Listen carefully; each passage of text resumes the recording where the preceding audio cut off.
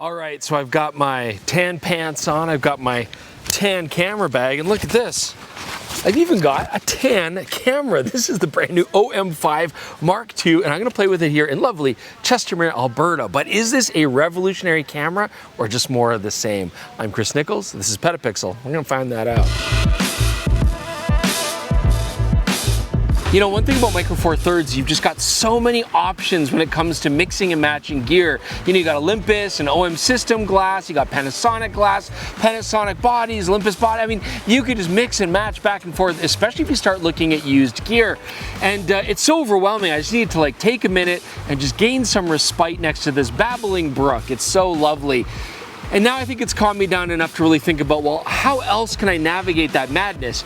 KH.com is how you navigate that madness because they have a fantastic search engine. If I'm looking for lens, I can just go by lens mount. I can just search Micro Four Thirds lens mount, bring up all the different options. You might be thinking, oh, well, used gear, how do I know if it's still gonna be working or not? Well, if you're looking at Olympus and OM system used gear, most of their cameras are so weather sealed that they can be taken in the shower, they're still gonna work great. But even if you're a little unsure, KH give you a fantastic warranty. So you get extended warranties on the used products you buy, and as well, there's a generous return policy. We love KH.com because you get to buy with peace of mind, and that is why they are PetaPixel's official pre-owned camera gear partner. All right, so let's debut it here. This is the OM System OM-5 Mark II, a camera designed for outdoor enthusiasts, photographers who love adventure. This is still a great compact little body design. Now, you can notice this is a different color. This is a sand color. You can still get it in black and silver, but I really like this. I mean, it's this cool sort of flat tan look. This is a limited edition. There's only gonna be so many of these made, so if you like it, you definitely wanna jump on that.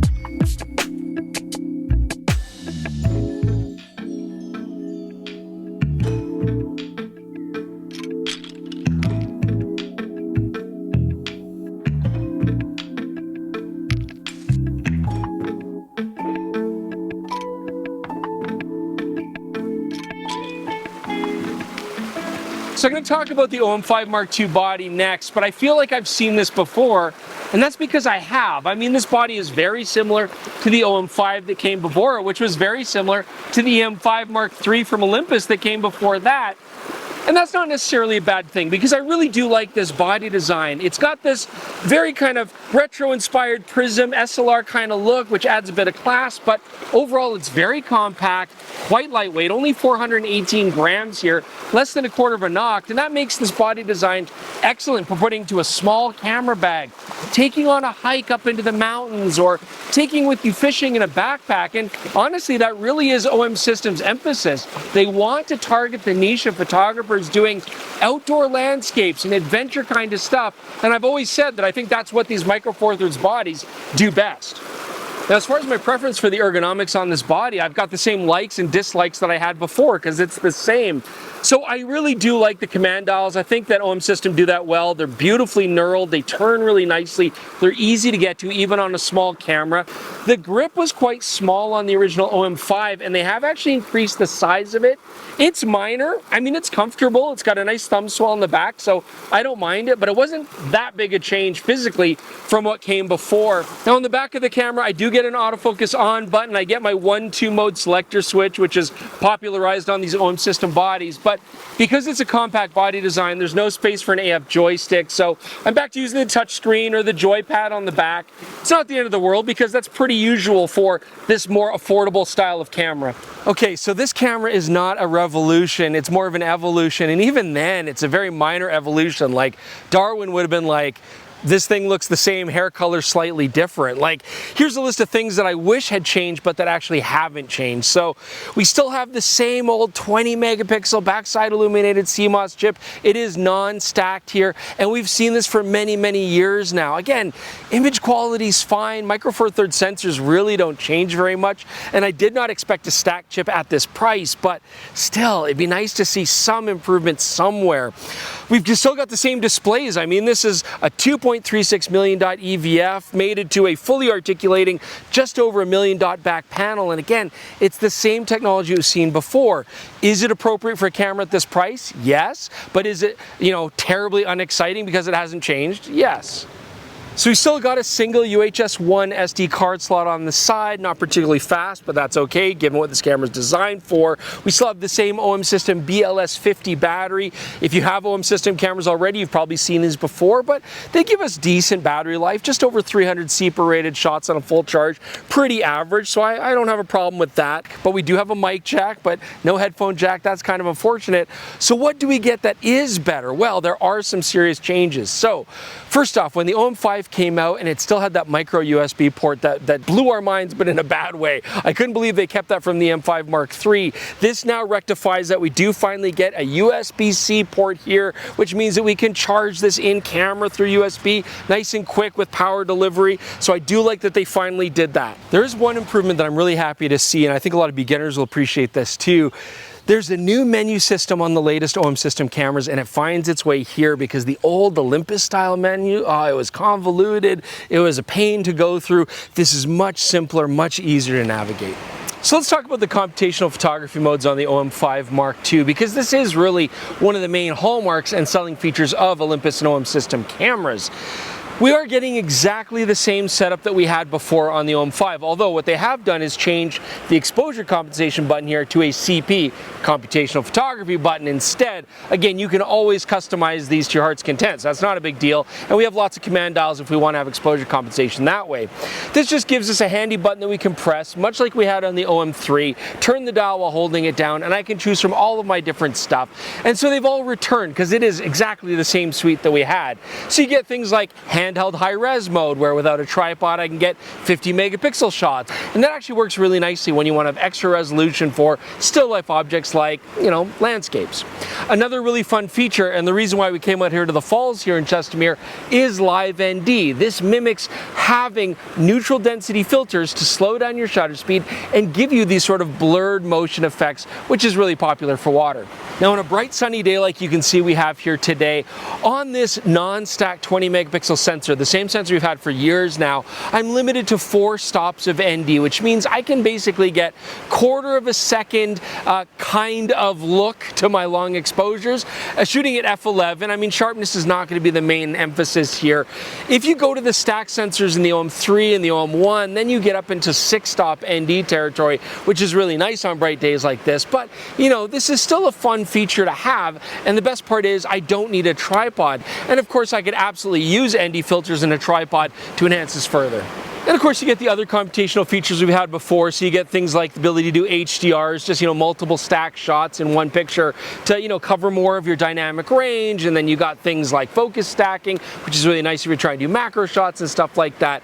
And as well, if you're going to do nighttime photography, we still have live composite, which is great. You can actually see your long exposures build up in nighttime mode. And we do also have a really handy feature now on this camera, which is new, and that's night vision. This is really nice for astrophotography or really low light shooting, where the camera will just artificially boost your view. It really helps when you're shooting in low light situations to be able to focus on stars accurately or just see your composition even when you're near darkness.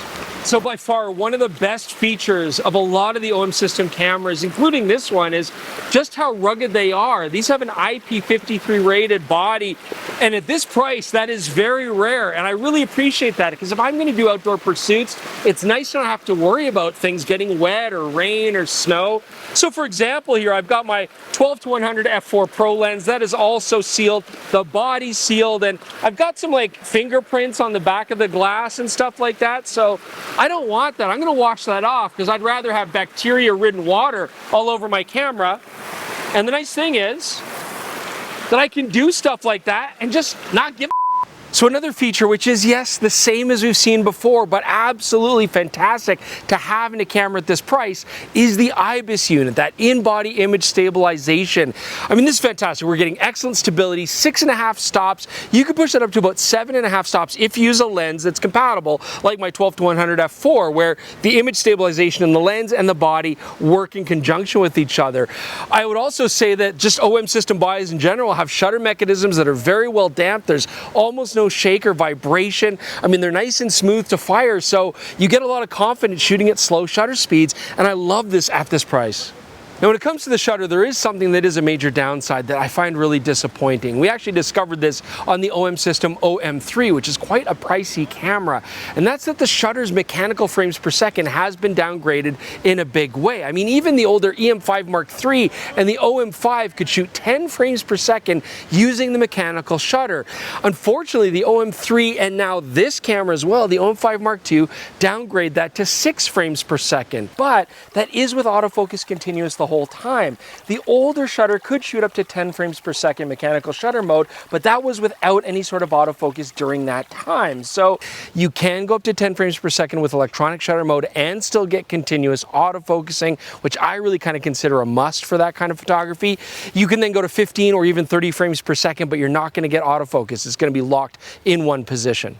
So then continuous autofocus at 10 frames per second, what's the performance like? Well, it's certainly fantastic for any sort of just, single shot, like lock in one place, recompose and shoot. Works great for that. You can track things with a zone or a wider area, much like an older SLR. It works well like that. And it does have face and eye detect, which is improved. It seems to work well, even if people have glasses and stuff like that. And I do find it to be quite accurate for portrait work.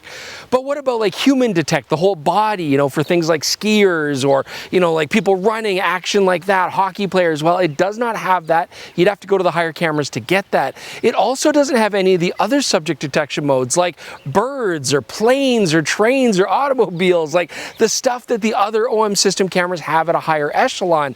And I don't know why that is. I mean, you could say, okay, well, those cameras have stacked sensors. Maybe you need that. I don't know if I buy that because lots of manufacturers provide a lot of these other subject detection modes with non-stacked chips. It might just be market segmentation. I wish I had the answer for you, but regardless, it's not here in this body.